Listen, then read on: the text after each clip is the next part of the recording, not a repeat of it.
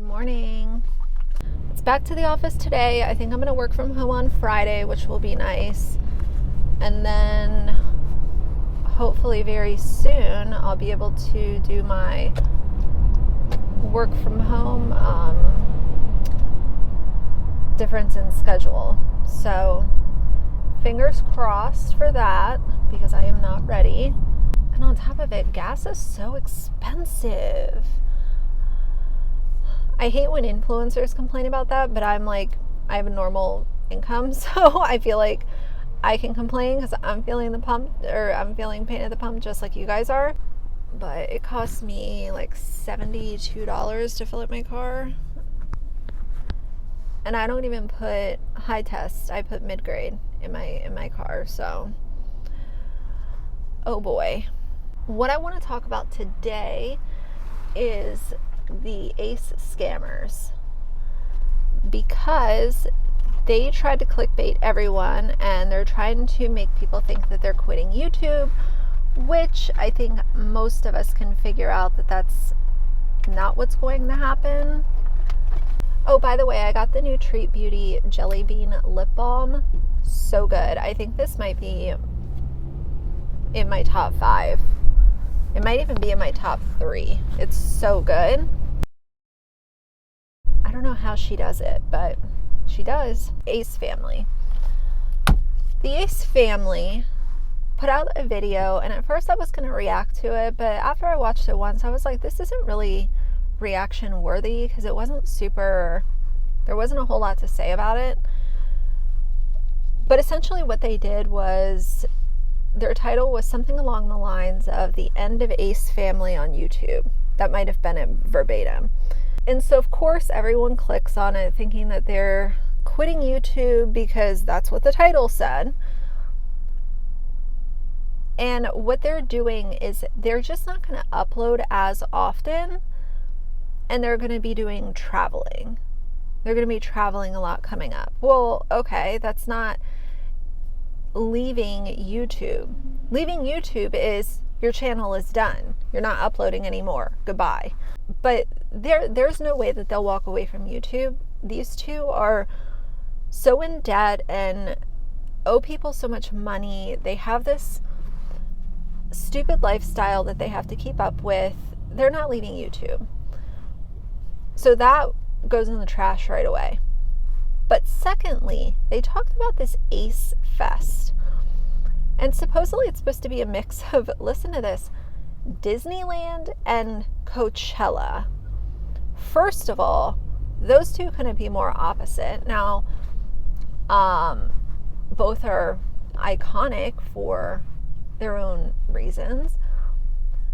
But when I think of Coachella, I don't think of something that is kid friendly.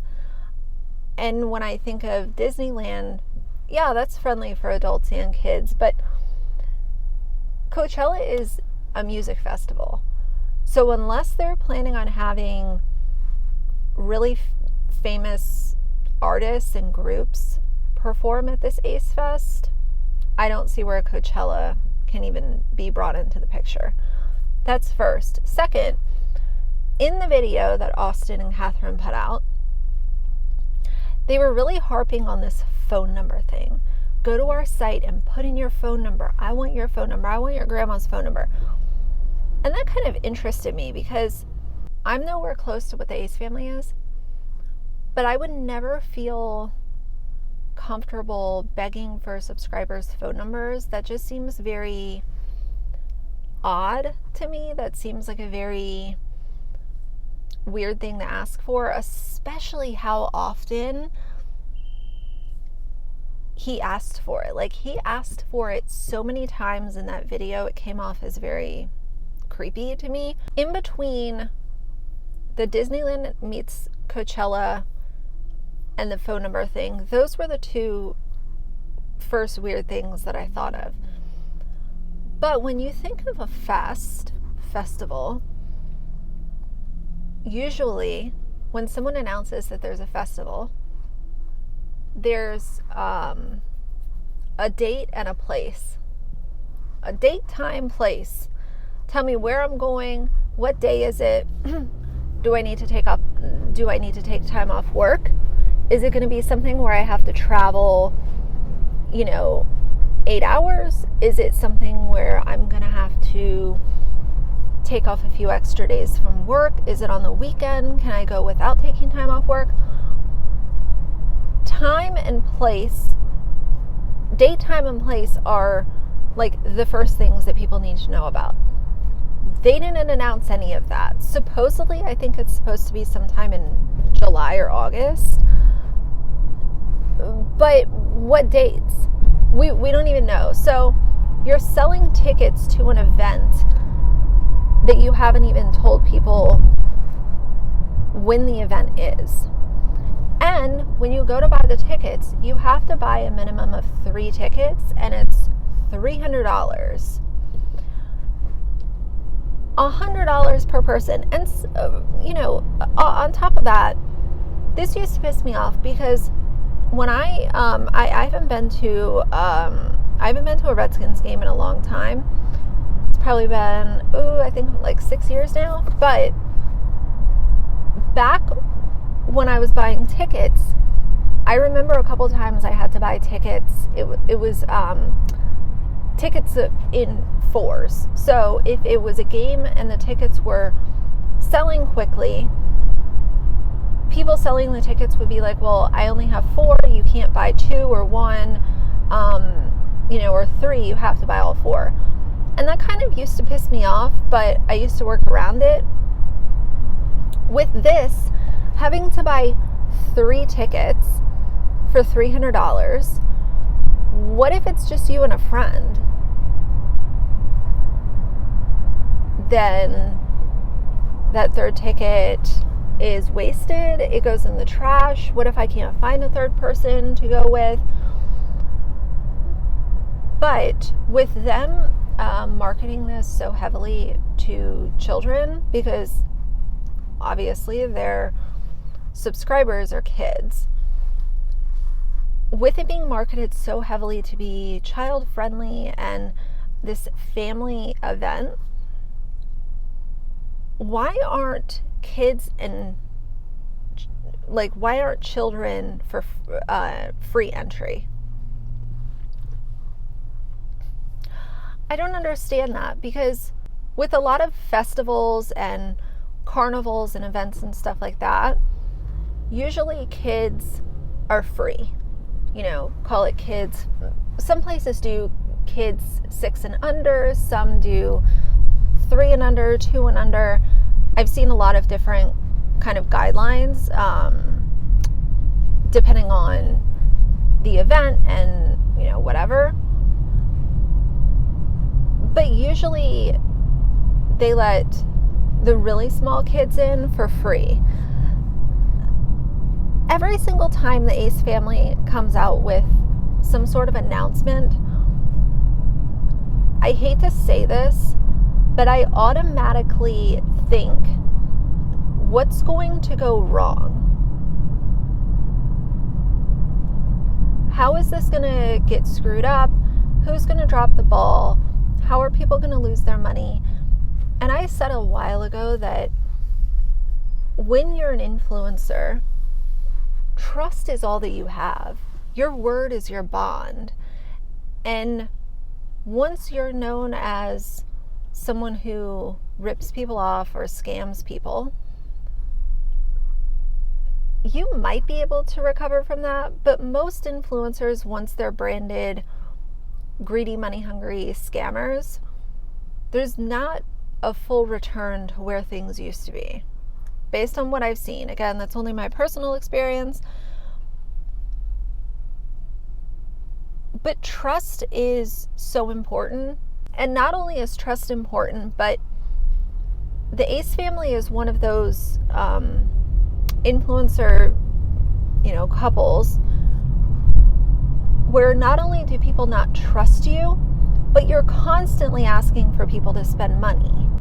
Now, I see influencers all the time where it's like they're lying about Facetune, or they're not disclosing sponsorships when it's a brand deal. I see stuff like that. But when you think of something on the level of the Ace family, where it's like these festivals and merch and memberships, remember the Ace Club?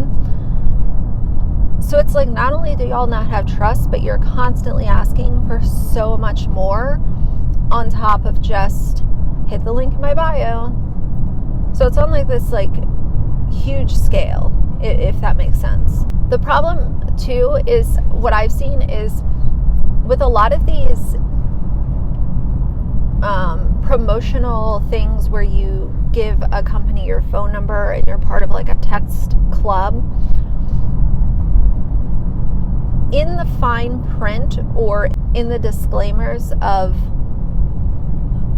the agreement saying that yes, like, you know, I'm giving you my phone number or whatever, if you look at that,